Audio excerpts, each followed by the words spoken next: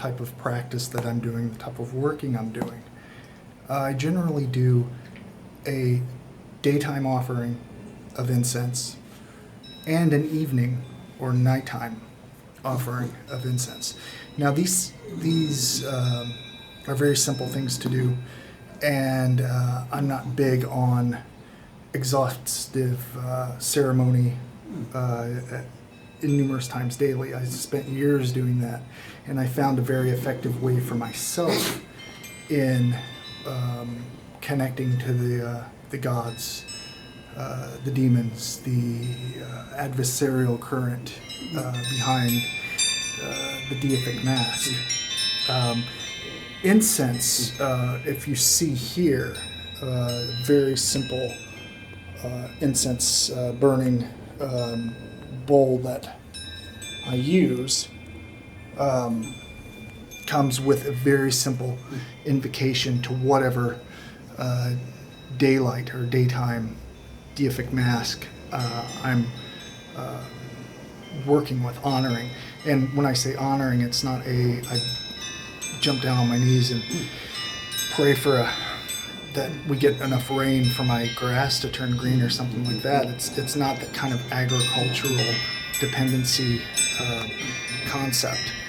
With all the knowledge we have now with science, we understand that the brain, the mind, creates energy, and it is more or less parallel, consistently and exactly as magic. Magic is the art of causing change in accordance with the will, and science recognizes that the focus of the mind and energy can alter specific elements. So with that said, incense types generally can be juniper, frankincense, myrrh. Myrrh was very popular in the Greco-Roman Hellenistic period with the Seleucids, Ptolemies, all of the kind of what you'd call biblical devils in the Old and New Testaments, going back to the Babylonians. Incense offerings are, for a Luciferian, a honor, a recognition, and a conscious salute to a specific Deific Mask. And during the hours of daylight, a simple invocation hymn can be recited quietly, or to whatever intonation or fluctuation of voice you'd like. It's up to you.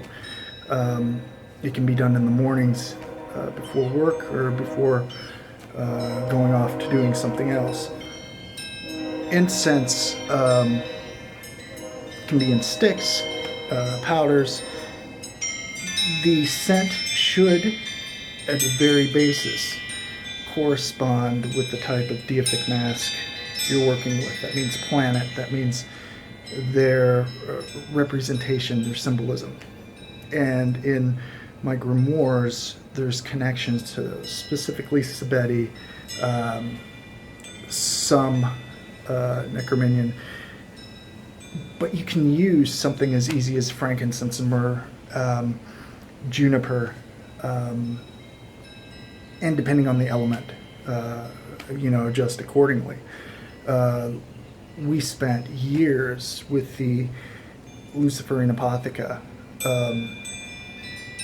really going over and refining our incense blends based on planets, based on attributes, and all of those things are so easy to get to now if you go there that it's kind of a no-brainer.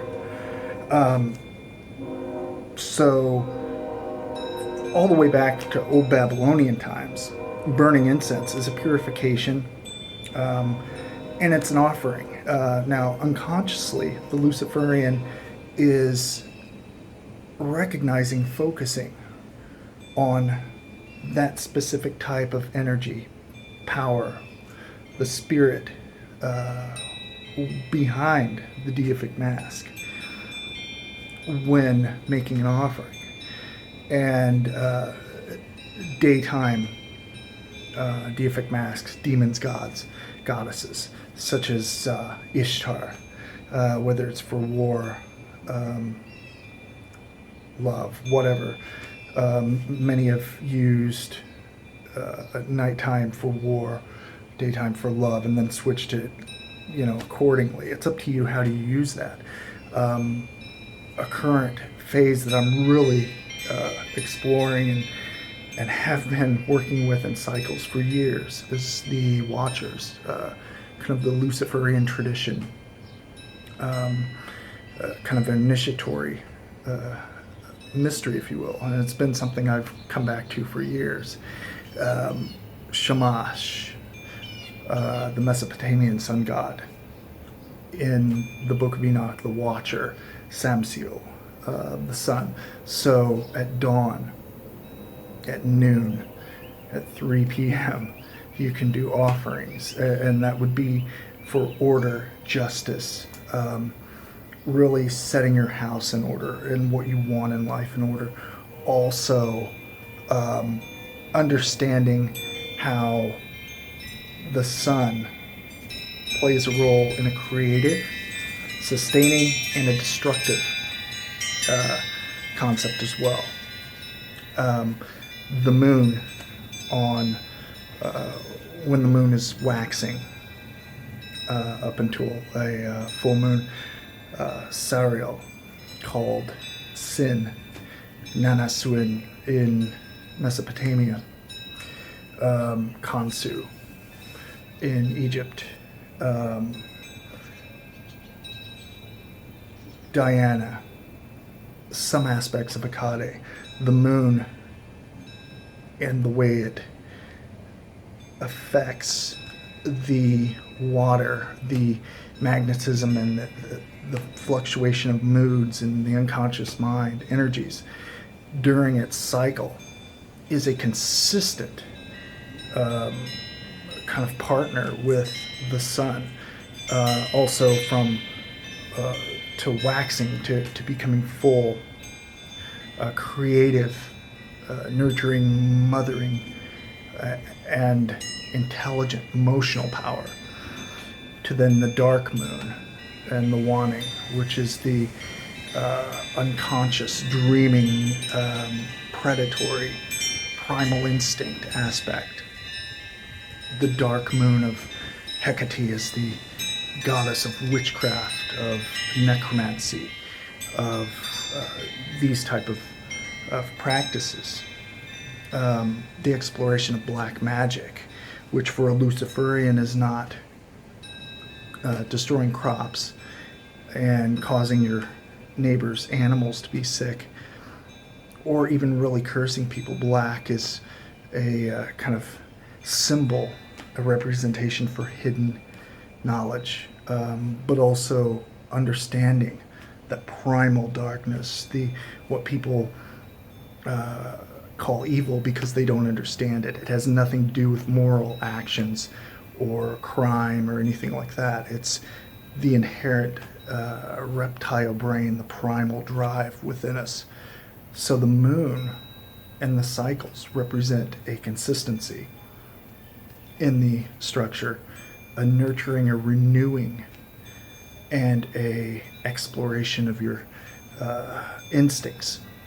If you take incense offerings and then you do libations, which is pouring of liquid after an invocation in the morning or evening, and that's up to the individual, then that is an offering consciously to honor that power and to focus on that power of the Deific Mask, but also to utilize it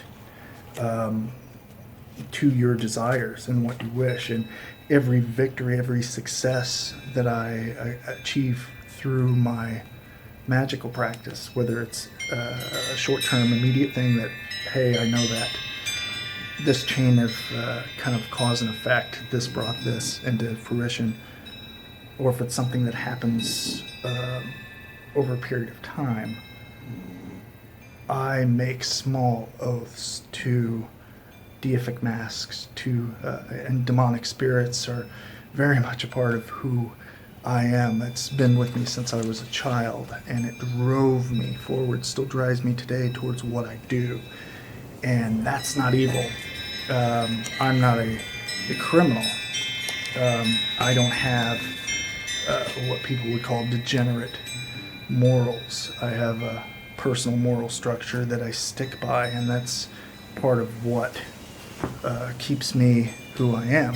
Now, that doesn't mean I have a ruthless and aggressive side. Of course I do, and I honor that. I love that. And I think that's healthy. It's throughout human history that's healthy.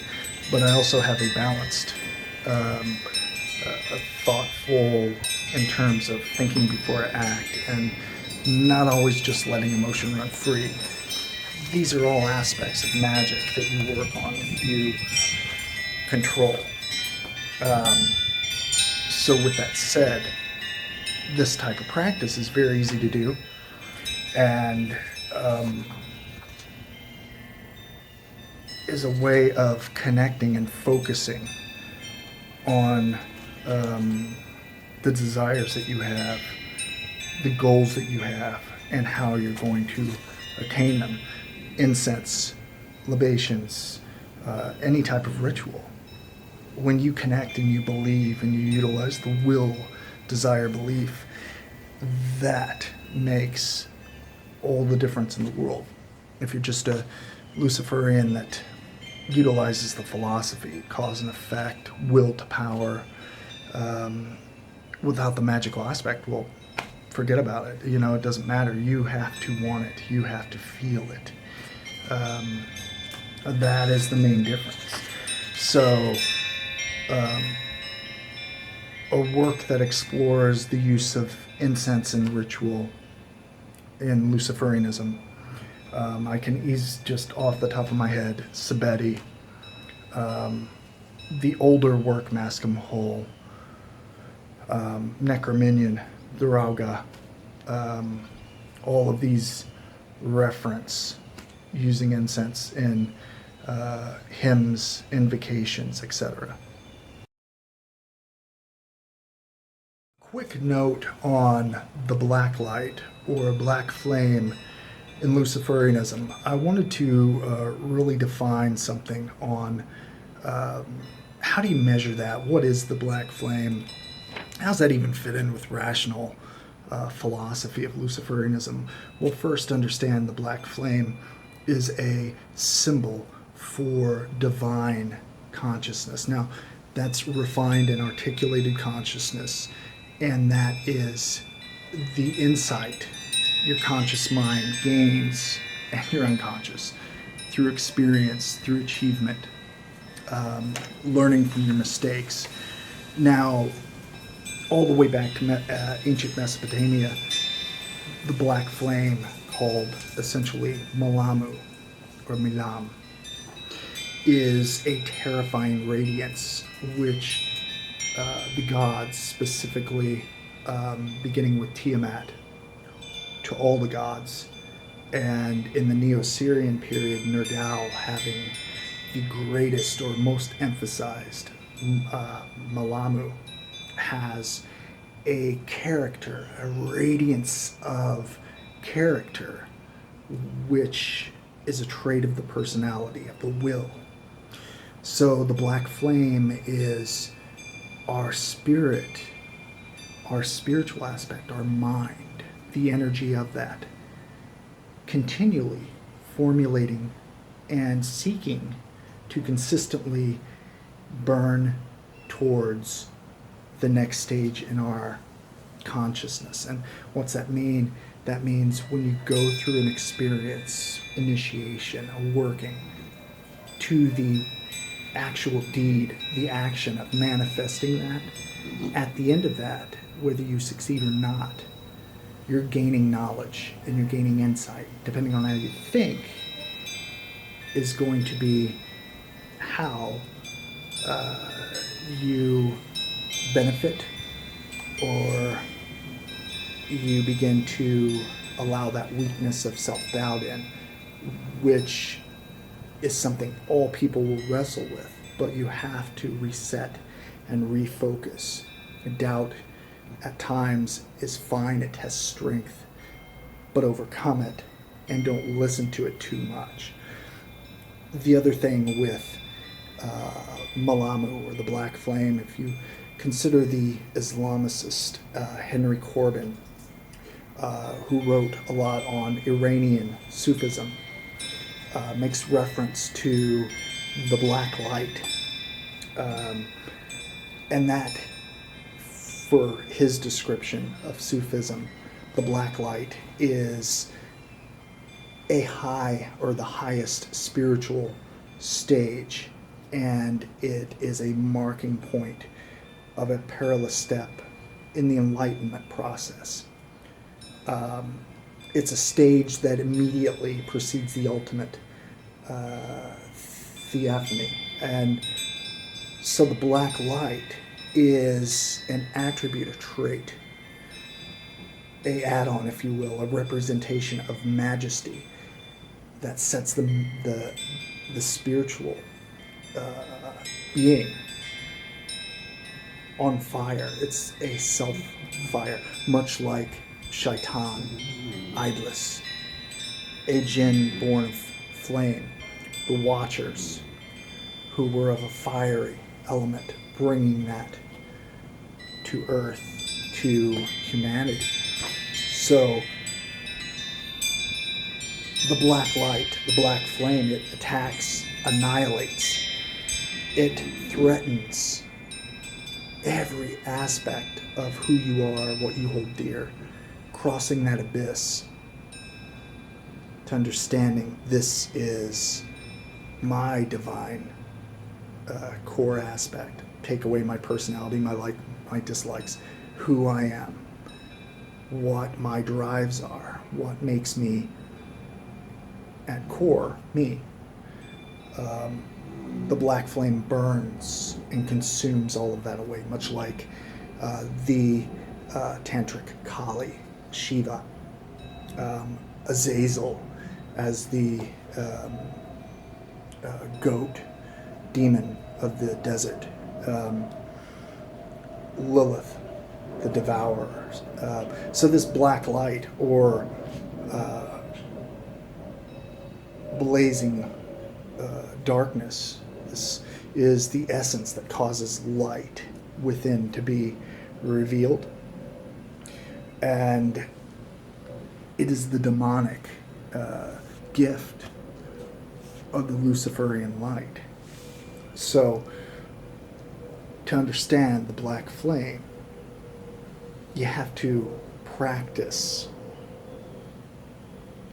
compelling your will, desire, belief to achieve short and long-term goals, going through experiences with the knowledge you get, applying it, gaining insight, by accomplishing, by failing sometimes. But that is the essence of the black flame. So don't worry about some quasi-mystical concept.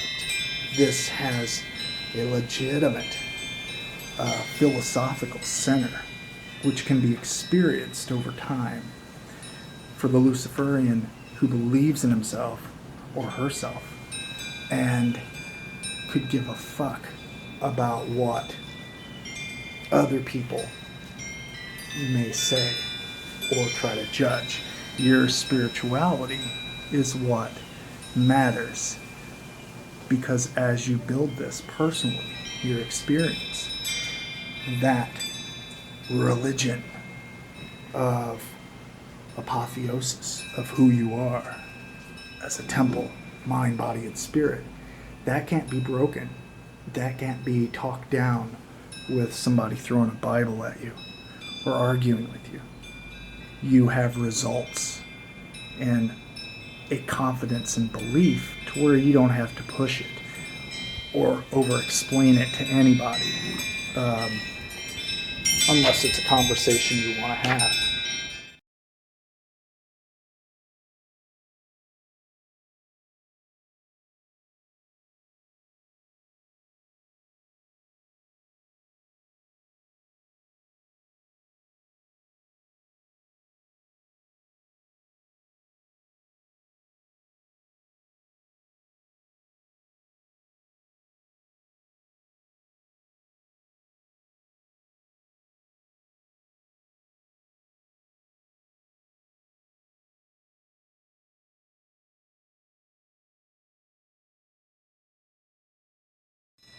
To summarize also, to add in quickly, Malamu, the Black Flame, going back to Mesopotamia, has some pretty inspiring descriptions when you compare it with Luciferianism. One hymn of Lugobanda and Haram describes Inanna, that's Ishtar, the evening star, the daughter of Sin or Suen, the moon deity, arose before him like a bull in the land. Now, bulls with their horns are symbols of strength and knowledge, divine power, also demonic power, if you compare the Sabeti. Her brilliance, like that of a holy Shara, her stellar brightness illuminated for him the mountain cave. This is a poetic description of Malamu. Malamu could be terrifying, just as if you, when you were a kid and your father would explode in anger, that kind of terror, or something that really freaks you out, having a gun pulled on you. Those type of experiences are similar, but the anger of someone who knows how to focus the black flame Malamu can be pretty intense if that anger is put to that in a self-defense type setting. But Malamu can also be brilliant and shining and pleasing to the atmosphere, the energy of the room, if you will. A description of Sin, the moon deity, Babylon, the beloved son of Enlil, the god, reached the zenith splendidly. His brilliance, like that of lapis lazuli, his stellar radiance illuminated for him the mountain cave. And then you have Utu or Shamash, the sun, extending his shining rays down from heaven, bestowed them on Lugobanda in a mountain cave. His good protective God hovered ahead of him. His good protective goddess walked behind him. For a Luciferian, that's a hymn or a poem, a story, a myth, if you will, demonstrating how Utu or Shamash bestowed the lordly radiance of refined consciousness, spiritual attainment of Lugobanda. And if you want to connect that to Noah, the later legend, that's the origin of it. And that bestows a certain fortitude and wisdom.